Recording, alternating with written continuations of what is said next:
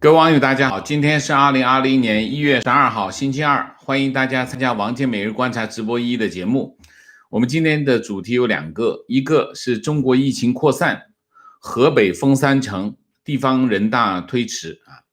第二个就是众议院13日投票弹劾川普总统啊。那么我们今天这两个题目，我们先讲疫情啊。疫情现在的情况是疫情在反弹。重点在河北。那我们先说一下人大的情况。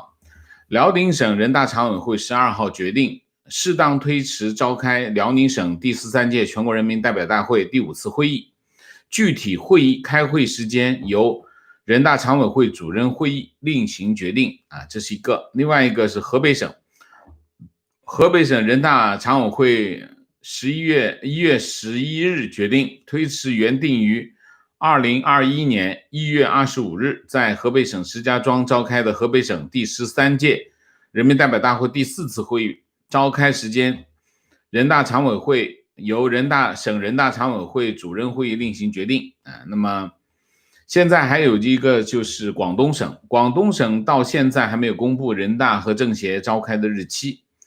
广东省人大是去年是1月14号到17号开。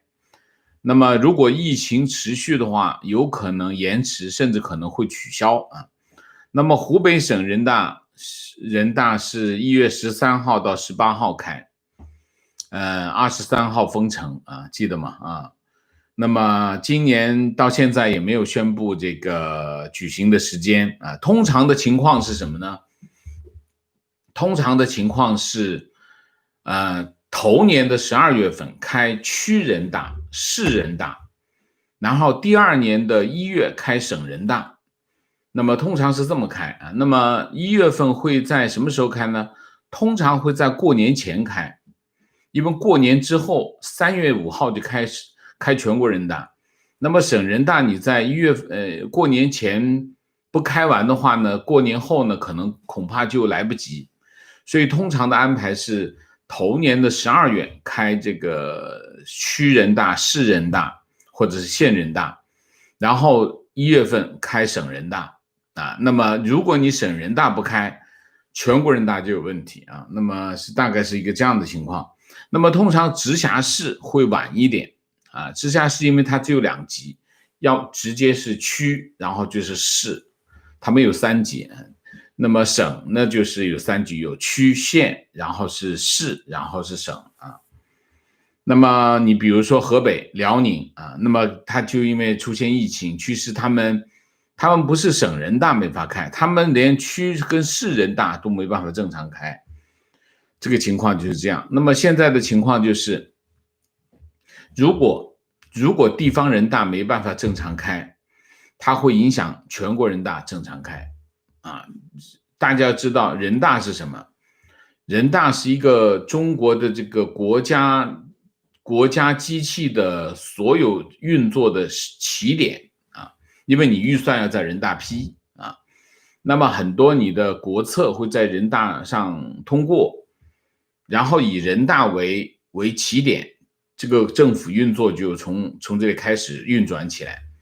那么你人大没办法正常开始，那么你政府的运作就会受到影响。去年就是这样的情况，去年最后全国人大是推迟到5月份开啊，推迟到5月中旬才开。那其实整个国家的运作是受到非常大的影响，因为你基本上到年终啊。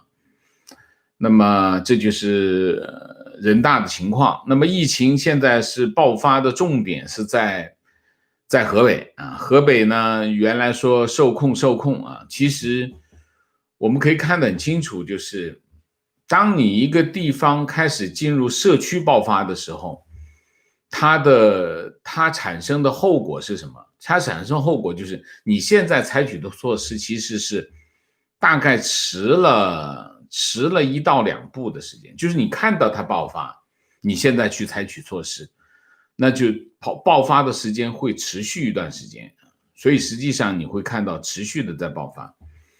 那么现在是这样啊，现在是1月12号，河北省新增确诊病例21例，其中石家庄16例，这个15例在藁城区啊，另外还有邢台市、南宫市报告5例啊。那么12号下午，河北省就是宣布石家庄、邢台、廊坊实施全域实施封闭管理，人员、车辆非必要不外出啊。这话就说的有点，就是中共就喜欢把事情说的很不让告诉你真相的那种态度啊，其实就是封城啊，这就是封城啊，就是人员车辆都不得进出，非必要嘛啊，必要的进出那就是封城啊。那么目前石家庄市将患者集中在河北省胸科医院、石家庄市人民医院这总共有2400张床位。邢台市将患者集中在邢台市第二医院，这个医院有510张床位。廊坊就定点子医院是廊坊市第3人民医院，通常很多地方第3人民医院通常是传染病院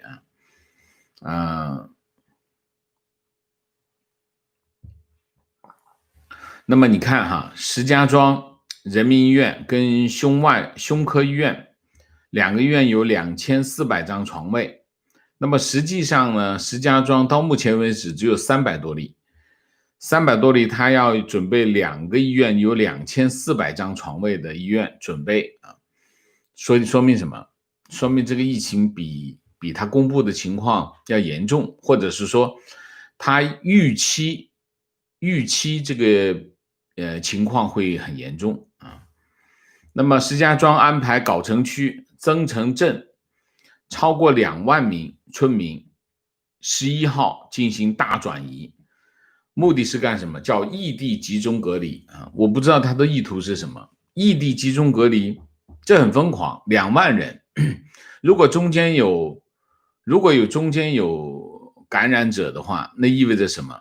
这就是交叉感染啊！这个是完美的交叉感染的场景，就是转移，然后跑到另外一个地方再集中啊。那么当地人质疑这个准备很仓促啊，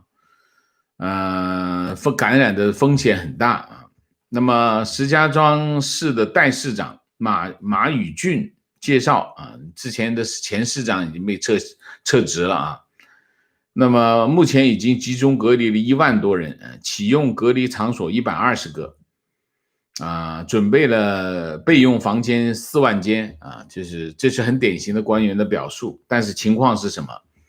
大家想一下，2万人跑去集中隔离啊，那就是他一定是掉地上的，厕所不够用啊，吃饭啊、打水啊，各种问题都有问题。学校，而且征用的是学校啊，学校的学生还在那上课啊，完全不知情。所以你想想，这中间是一大堆的问题。然后邢台发布，就是邢台市政府回应说这个2个隔离点有问题啊，所以时间紧迫，准备不足，出现了这个情况啊，马上整改啊，这是说法啊。那么河北省的疫情开始向其他地方扩散，河北当然最重要的是哪里？靠近北京啊。先说山西发布说榆中市榆次区发现有2名来自河北的这个旅客核酸检测阳性，判定为这个无症状感染者，这是往山西那边啊。大家知道河北在华北地区，华北中部啊。所以它往东北、往南、往西、往东都有地方可去啊，所以这是个交通枢纽，所以影响会很大啊。那么现在的最核心的，现在最受重视的是什么？就是往北京啊，廊坊、北京、河北最靠近北京的地方就叫廊坊，廊坊有个叫三河市啊。三河市是廊坊的代管县级市，那么它就是北京。所以说北京很多北京人是在三河买房，去北京上班那么现在是什么？廊坊全市封城，廊坊全市封城，然后从12号到14号就全市进行核酸检测，其中包括三河市啊。三河市从12号的中午12点开始，去北京的交通停运啊，进京班车啊，原来有很多进京的班车，现在全部停运啊。他也没讲这个在北京上班的人怎么办啊？这就是停下来啊，这就是做事情千疮百孔。然后现在疫情重点是在河北，河北疫情的中心是在石家庄啊。那么河北还有什么地方？还有一个地方叫雄安，大家记得吗？就是这个习近平准备打仗的时候用来做陪都的地方，叫雄安，河北就是白洋淀，原来的白洋淀啊。白洋淀雄安新区啊，雄安新区是，哎，忘记了叫什么，原来的中科院的院长徐匡迪啊，徐匡迪给习近平进言，说咱们要统一台湾，可能也会发生对外冲突。这个雄安这个地方啊，是风水宝地，龙脉所在啊。这个掐指一算，这龙脉所在，我们得搞个陪都，万一打起仗来，我们有地方躲。所以这个习近平把这个手指一点，就点到了雄安，说行，白洋淀革命老区正好，我们就在搞一个新区。徐匡迪就去筹备这件事情，所以徐匡迪一直是雄安新区的大总管，管这个事情。那么投入了以万亿为单位的资金去把雄安整个的把里面的人往外迁。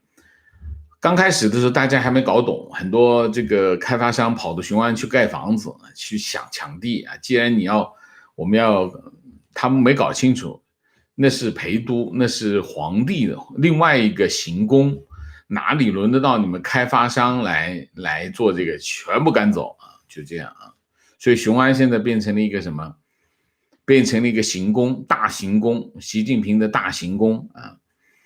那么雄安就启动这个全员核酸检测啊，当然就是沾点皇恩嘛啊。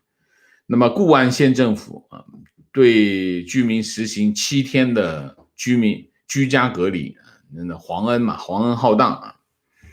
那么辽宁、黑龙江、上海、广东都出现了疫情啊。大连当地居民说这个各级官员高度紧张啊，大连、沈阳啊，非常现在都很紧张，整个的城市的气氛都很紧张。黑龙江望奎县，会七村提升为中度风险地区啊，实行交通管制。湖北省开始刷健康码进小区。那么，开始干嘛？武汉警方又开始抓谣言者啊。那么说武汉市部分这个朋友圈流传一个汉正街已经确定2例的这个谣言，说这个汉正街全员核酸检测啊，说消息不实啊。说要这个居民不信谣不传谣，自动抵制网络谣言，耳熟吗？啊，耳熟哈啊，这已经发生过一次啊。那么大概是这样啊。那么现在河北省邢台市，邢台也是封城的3城，石家庄、邢台、廊坊。廊坊其实只发生了1例啊，全省封城啊，因为靠近北京啊，这讲政治啊。那么之前是慢慢的封局部个镇啊，那么现在是全城封了啊。邢台市统战局1月10号发出一个倡议，关于为南宫市紧急捐助疫情防控物资的倡议书，向民营企业家募集这个抗疫物资，包括单人床、床垫、棉被、枕头、水桶、易拉垃圾袋等，然后被网友骂，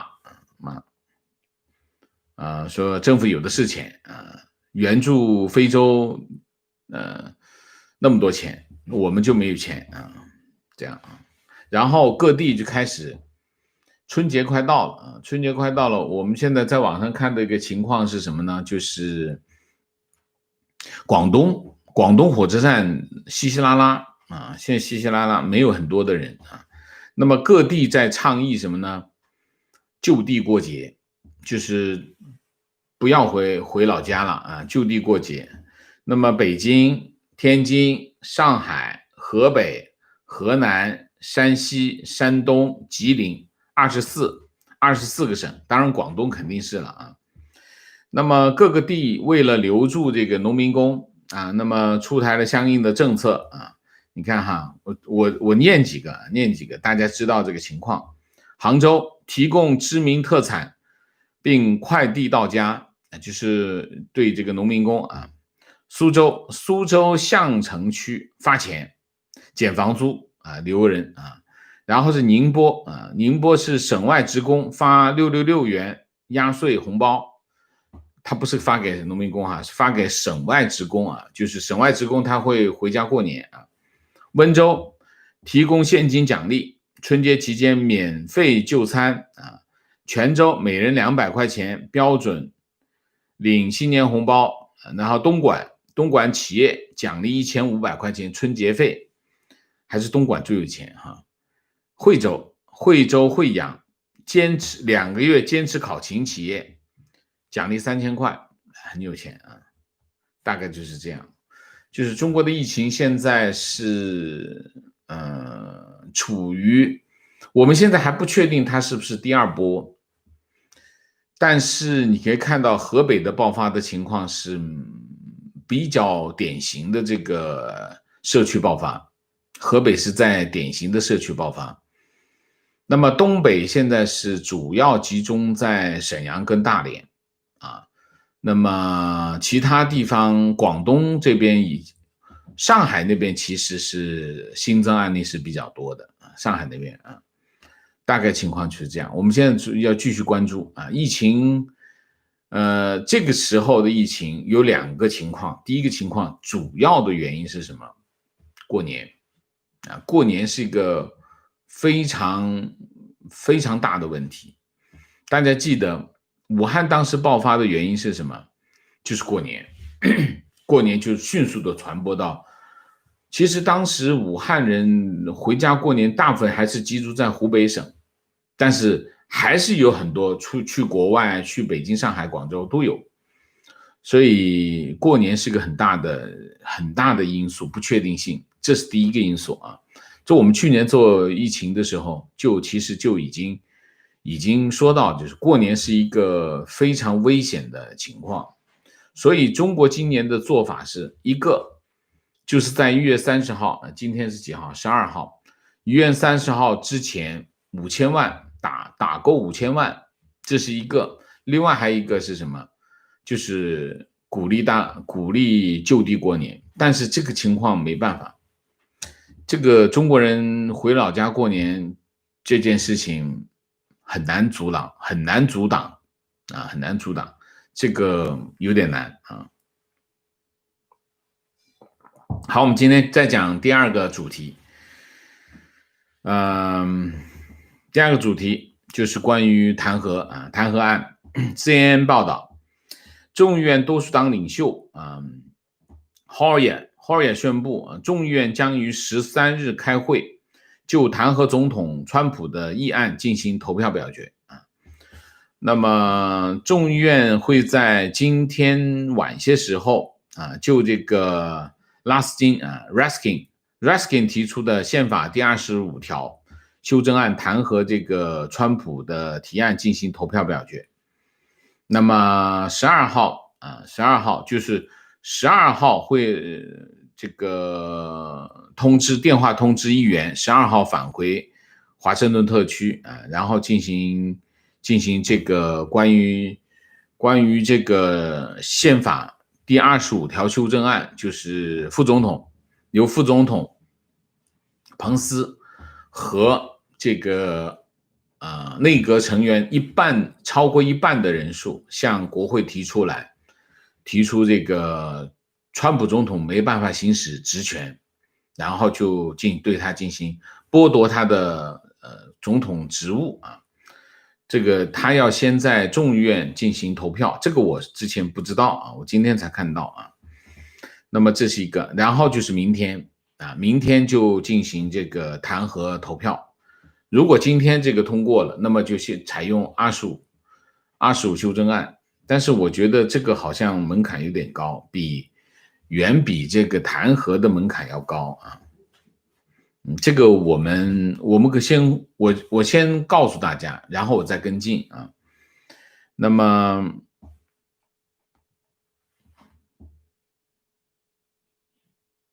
2019年的9月24号，就去年的9月24号，众议院也是弹劾，就通一门啊弹劾啊。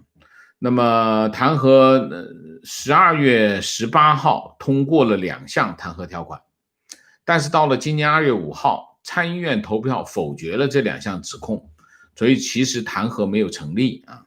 那么川普总统是美国历史上第3位遭弹劾的总统，第一个被弹劾的是第17任约翰逊，那么被弹劾啊，但是没有成功，弹劾没有成功啊。第42任 Bill Clinton 99年98年被众议院弹劾，但是99年参议院否定啊。第37任是尼克松啊，尼克松是受弹劾调查，然后他在这个弹劾之前辞职，大概是这样啊。那么现在的华盛顿的情况是怎么样？华盛顿的情况是，华盛顿的这个市长啊，市长其实是在6号，他已经要求这个川普总统发布紧急状态声明啊，紧急状态预警声明啊，他6号已经请这个川普总统发布这个紧急。那么川普总统呢，就在11号，就是他6号提的要求，11号确定晚上宣布，华盛顿特区进入紧急状态，确保1月20号当选总统拜登就职典礼安全有序进行，那么会持续到24号，联邦政府将调动资源协助特区政府完成这个总统就职典礼的前后的保安工作啊，所以这是为什么会出现川普总统宣布华盛顿特区就是进入紧急状态的原因啊。那么目前这个国民警卫队宣布国防部已经批准安排1500名国民警卫队的士兵去这个华盛顿特区部署啊。那么这个规模其实跟去年川普总统就职典礼的规模是一样的，没有什么特别啊。那么还有一个就是川普的第3个内阁成员离职，这个离职不是他辞职，他是下台step down 1月11号下台，离这个川普总统离开白宫只有9天时间他不是辞职啊。那么当然这个辞职的背景就是1月6号国会大厦的冲击案那么这是一个背景。另外还有2件事情，加州北部地方法院1月11号阻止一项法令的实施这个法令实施就是改变这个美国的庇护制度这个川普总统有一个行政命令改变这个庇护制度要求限制这个庇护的规模。那么地方法院的法官地方法院的联邦法官叫多纳托Donato 他是阻止这个法令在全国的实施他的裁决书里面说了一件事情，说什么事情呢？授权实施这个新法令的这个国土安全部的代理部长沃尔夫，就是这个下台的这个人，没有权利实施这个法规。原因是什么？原因因为沃尔夫的职务没有得到合法的确认。沃尔夫是2019年川普任命为这个国土安全部的部长，但是这个提名一直没有得到参议院的确认，他就让他去上班了。所以美国的法律你可以看一下啊，其实美国的所谓的三权分立，你可以看到很多制约的细节。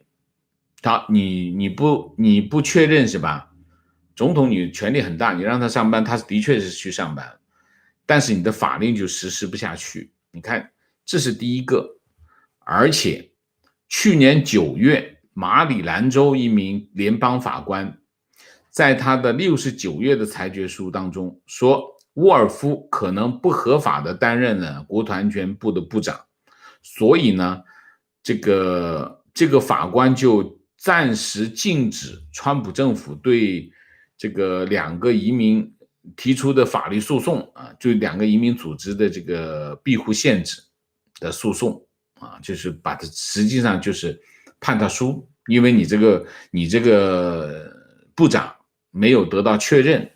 11月份还有另外一个布鲁克林，就纽约布鲁克林的法官也用同样的理由阻挡了川普政府要废除同年抵美暂缓遣返的这个 DACA 的计划。所以你可以看到美国的这个三权分立的这个体制，它其实体现在很多的国家运行的规则当中啊。那我们基本上今天这2个主题我就讲到这里。我在这里呢，我就声明一件事情，我们昨天前天关于这个推特封这个川普总统的账号有没有违反言论自由，我引用了其中一个网上的一个材料。这个网上的材料最后今天这个网上材料的作者来找我说我应该明谢啊，那我今天就特别明谢一下。这位这位作者是一个自由撰稿人、时评人，他在 Medium 上面的名字叫 More Less， 他在这个推特上面的名字叫 Benji 啊，大家可以去看一下。但是我引用的那个材料的地方呢，不是他原来的 original 的地方，是另外一个人在引用他的。我看到的材料，那我们做节目呢，我会看到很多的材料，那么我会引用很多材料。有些材料呢，如果有明确的作者，或者是比如说像我们昨天张雪忠教授的那篇推特的原文啊，我就直接把它扒下来，然后整理好念给大家听。我会这么说啊，我会讲这是张雪忠教授的。那么有一些材料呢，我不会引用啊，不会讲，因为大部分的材料我们只是选其中一部分。不过我们上次这个 Benji 这个文章呢，我引用的是很多的。我在这里特别声明啊，也明谢这个 Benji。如果他觉得他有不舒服的地方，我就向他道歉啊，因为我没有把他的名字讲出来。但是其实我到现在我还是不知道他叫什么啊，好吧？啊，这件事情我就声明一下啊。OK， 那我们下面进入互动啊。进入互动之前，例行公事，请大家点赞啊，请新来的网友订阅，请大家加入我们的会员，支持我们做更好的节目。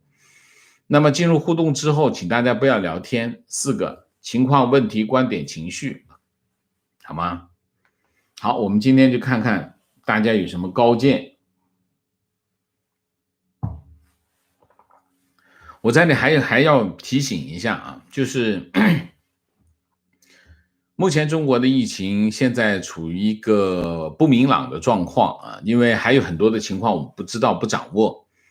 那么官方的报道呢，其实我们目前来看，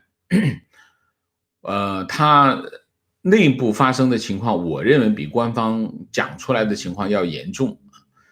但是到底有多严重也不清楚，所以我这里提醒国内的网友啊，就是你们在出行之前千万要小心。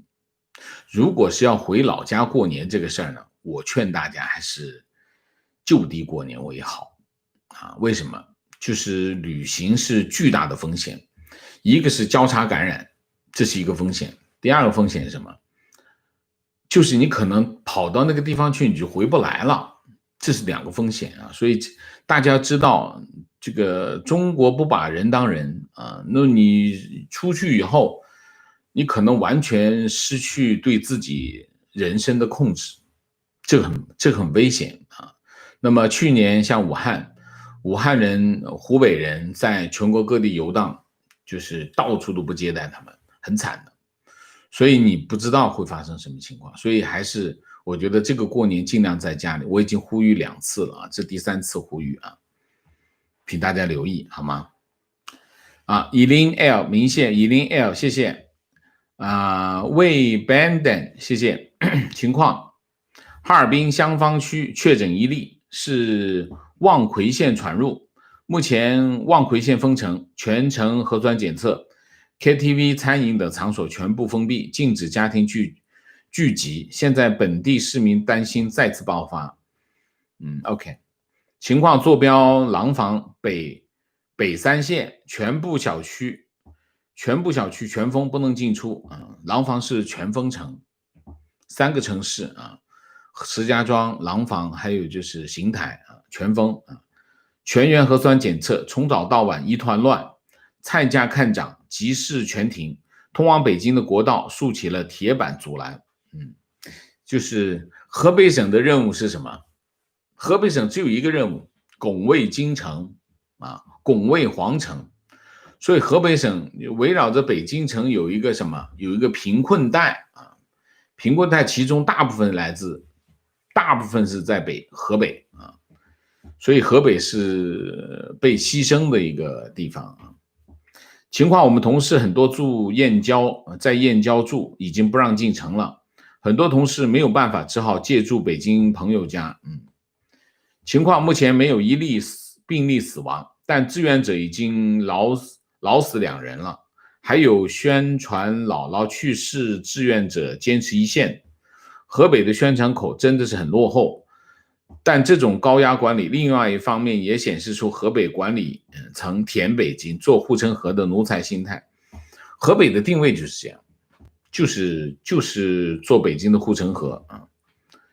情况坐标深圳，邻居的小学生2周前收到学校通知，不能离开深圳过年，如果必须要走，得有充分理由，需要提交申请。OK， 情况坐标宁波。全体员工未经批准不许出市。情况：以色列第2阶段疫苗已经开始接种，第2针出现 side effects 比第1针要多，基本上是虚弱和感冒症状，大多数人1到2天之后，症状开始减轻啊。我这里讲一下，我今天看了一篇文章，大家有空有时间有条件自己去看一下。这篇文章是华盛顿邮报 Washington Post 的今天的头条，我不知道现在还是不是啊？这个我看看是不是还是啊？或是华盛顿邮报今天的头条。这个头条呢，我就看了一下，这个头条的题目是6个小时的瘫痪。它讲的是什么呢？讲的是川普总统在这个1月6号的时候，这个发生冲击国会大厦事件前后6个小时时间，川普总统的表现，内容我不说，大家自己去看。这篇文章完美的解释了为什么众议院民主党一定要去弹劾，就算是川普总统只剩下了这么一点点任期时间啊，也要弹劾的原因啊，所以大家去看一下啊。我还是鼓励大家，就是有条件要多看看，就是中文媒体抨击的左媒啊，就是我还是认为，中文媒体抨击的这些左媒表现出来的这种专业的能力和专业的态度，好吧？当然你可以把一些情绪化的用语给它去掉，所以我们看文章呢，要去掉一些我们认为它有些不妥的东西，来自己做一些判断，好吗？情况，我本人从5号到现在的12号，目前的情况是，市里个别小区不能下楼，别的小区可以下楼。不能出小区啊，物资有就是贵，难买或者是买不多啊。但是藁城就不行了，全封。今天集体拉走2万人，不知道去哪里。我很奇怪，为什么是藁城？若真的是境外输入，应该是爆发的应该是正定，因为正定机场正在正定，反正路上是没人。反正哪里爆发都说是输入型啊，所以我基本上不相信这种鬼话。大家要知道，当没有实现全民免疫的时候，其实病毒就在社区，它没饿死，它趴到某个地方，当条件成熟的它就跑出来。就像这个北京的那个农批市场啊，北京的农批市场情况就是这样，很典型的一个本地爆发的情况。那么其他地方会不会也是这样？我觉得其他地方可能也是这个情况啊。情况以色列第2阶段啊，这个已经讲了。观点：中国的政策就是说好听话，但是出钱别想，负责别想，好话说尽，坏事做绝，才是他们的核心价值观，非常正确啊。观点：我在反共的路上一直在思考一个问题：到底什么时候正义和道德？我想作为一个人，毫无疑问，首先保护每个人的生命安全和人身自由是正义，其次是保护肉体的延伸，即思想自由是正义，最后保护思想延伸，即财产自由是正义。而道德，毫无疑问，帮助人们和谐相处，减少纠纷行为是道德，具有礼貌、善意、委婉的行为是道德。OK。道德是什么哈？道德其实就是一种社会秩序，就是说社会秩序是什么？社会秩序就是人和人之间，解决人和人之间的关系啊。那么因为每个人你关起门来自己在一个房间里面，你翻跟头打滚没有事，跟任何人没有关系啊，这不涉及道德。但是你要是跑到公共场合翻跟头打滚，可能会撞到别人，这就影响到秩序，影响到秩序就影响到道德。所以道德的规范讲的是什么？讲的是你和他人之间的关系啊，它是界定这种东西的啊。那么正义讲的是什么？正义讲的是一个社会对待个体的态度，就是说你比如说这个人不能剥夺另外一个人的生命，这就叫正义啊。当他剥夺了他的生命，我去惩罚这个人，这就叫正义。正义是一个社会的规则之下，他怎么去行使，让大家去得到一个公平的待遇，这叫正义啊。情况：今天看同学朋友圈说感谢伟大祖国免费的国药疫苗，他本人是北京公务员。OK，观点。任何社会合作都是有成本的，这个成本的其中一部分来源于人与人之间的差异，差异越大，合作成本越高。然后原本存在的部分社会合作关系不再是双赢的，合作就不再发生。社会合作需要参与者达成共识，民主就是达成共识的一种方式，它不保证共识一定能达成。人和人之间的差异并不只带给这个社会不同的声音，也会带来人和人之间的隔阂，甚至是不合作，甚至是对抗。我家的这句话是我家的，很对啊。观点：在美的中国人无法了解川普煽动群众抗议到底何错之有，因为中国人少了民主社会的公民教育，导致不了解民选政治人物需要负担的责任政治和政治义务，以及在公民社会一个政治人物的品格和操守的重要性。是的，这个很重要啊。就是说，一个政治人物的，我经常讲，有网友问说这个美国总统是不是有道德要求？美国总统当然有道德要求，他必须是道德楷模才行啊。就是美国的选民对美国政府、美国总统的要求，就是他首先是道德楷模，能力当然也要有啊，但是他首先得是道德楷模。如果美国总统他不是道德楷模，那美国社会就不会有道德。你想一下，总统都没有道德，那为什么凭什么老百姓要有道德？所以这是一个非常重要的原则。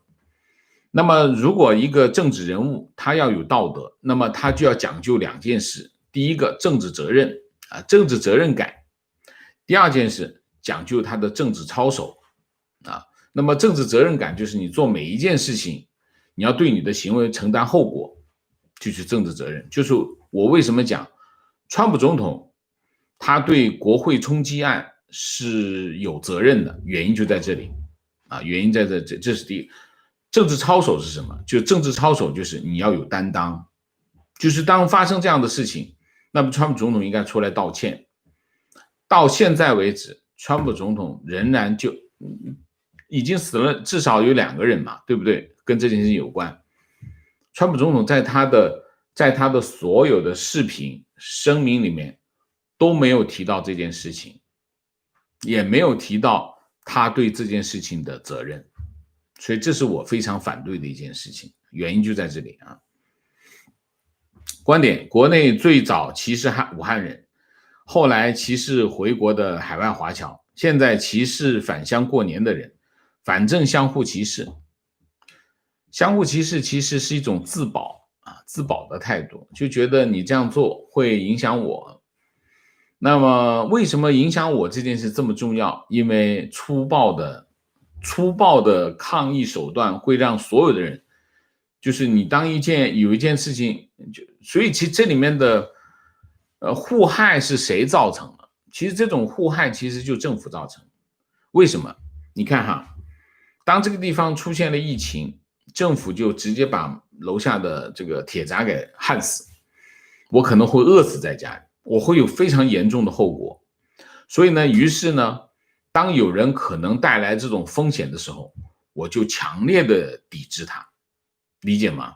所以其实你把这些往后追，你不能只看这个互害现象，你要看互害现象它背后的原因是什么？背后的原因就是这种粗暴的这种手段。如果你很温和，你很周全，你想安排的很周到，大家付出的代价没那么大，至少没那么大，是要付出代价，但没那么大，也不会产生这么严重的互害。互害的原因就是政府啊。情况，昨天打电话给国内南方3线城市的父母啊，那么虽然省内暂无新冠病例，但青菜价格已经从1-2块钱涨到了6到9块钱，感觉如果疫情恶化下去，情况会更糟啊。情况，燕郊今天今晨突然封城，小区所有人员全部通知检测，小区全部都在抢购食物，情况非常混乱。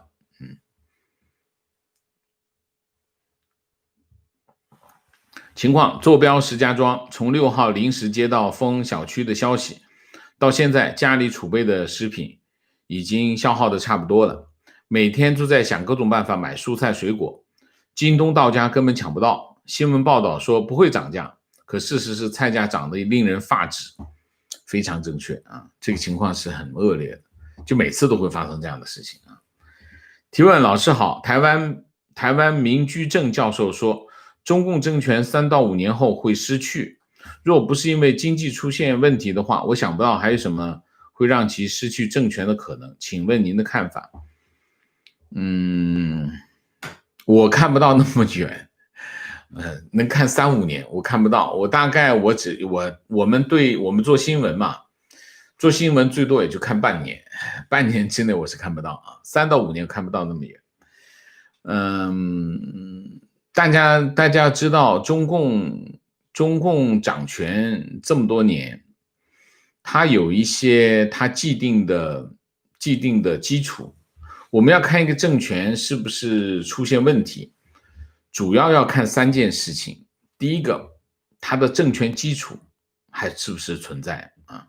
第二个，要看一个以这个社会这个国家有没有一个社会阶层持续的在推动一个运动，这个运动就是推倒他这个政权的运动，这是第二个。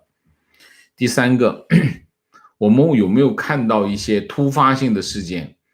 这个突发性的事件会带来全局性的后果。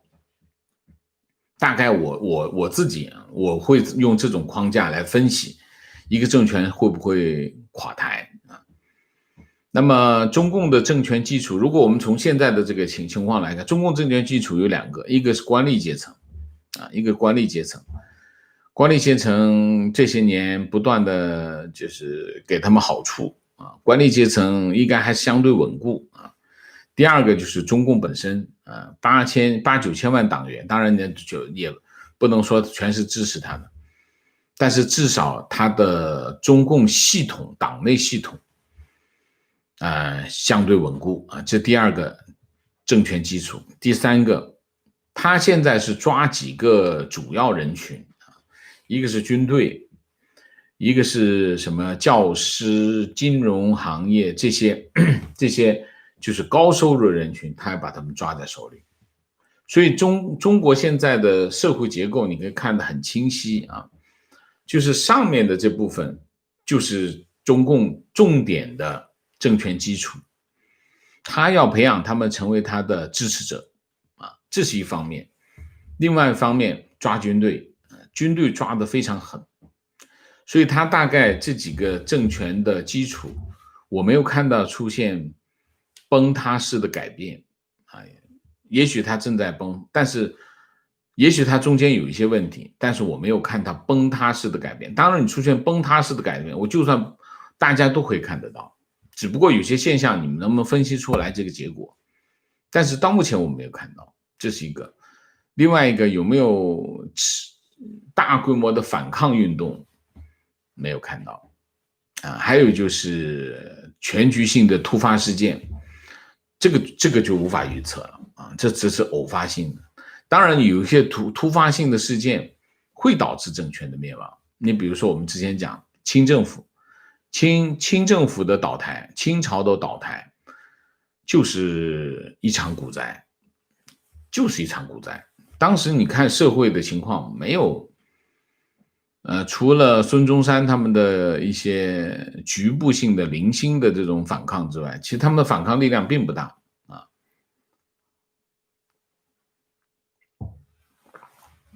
观点回头来看，我发现病毒的最大贡献是实现了新疆模式和重庆模式在墙内的快速全覆盖，并转轨进入低速高质量发展模式阶段。而低速高质量模式早在2010年就被提出来。OK， 观点我不赞同美国总统需要有道德楷模的观点，我们需要去选举一个道德楷模的时代早过去了。美国民众的信仰的基石并不在政府，而在各类宗教和信仰中。大部分美国人根本不信任政客。宪法第2修正案保护了美国人拥有武器保护自己的权利，对抗任何可能出现的暴政。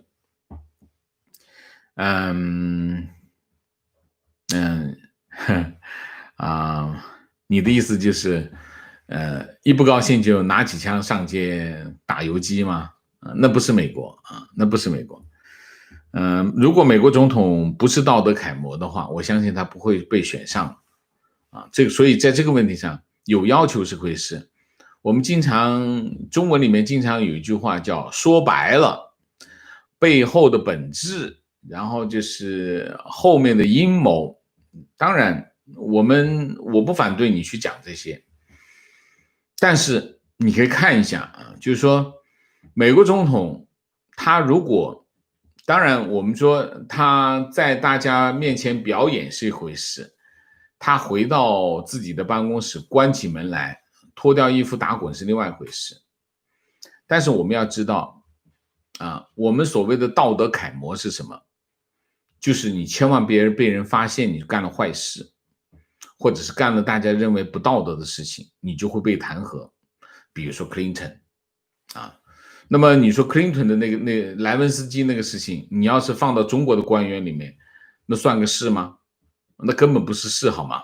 啊，但是在美国就不行，如果你说如果美国总统没有不能根本就不在乎这个总统的道德楷模，那为什么他会被弹劾？Clinton 为什么被弹劾？所以在这个问题上，我们可以保持各自的意见，好吗？如果你老觉得美国人保留枪支是为了对抗暴政的话，我觉得你还是对美国政治不了解啊。情况，父母在辽宁鞍山，今天小区贴通知，也要求去排队进行全民检测了啊。观点，打卡台湾，台湾这次大选也非常多人和媒体接受 Deep State 和民主党和中共勾结的说法。我觉得除了出于川普有台政策的好感外，另外很大一部分是国民党表现太让人失望。看国民党马英九或台面上许多立委的整天讲跟环球时报一样的说法，面对这些根本搞不清楚自己国籍的政客，台湾人自然而然比类推，觉得民主党可能也可能出卖美国利益OK， 好吧。好，我们今天的节目就到这里，感谢大家的参与，我们下个节目再见。再见之前，请大家点赞，请新来的网友订阅，请大家加入我们的会员，支持我们做更好的节目，做更好的自己。谢谢大家，谢谢。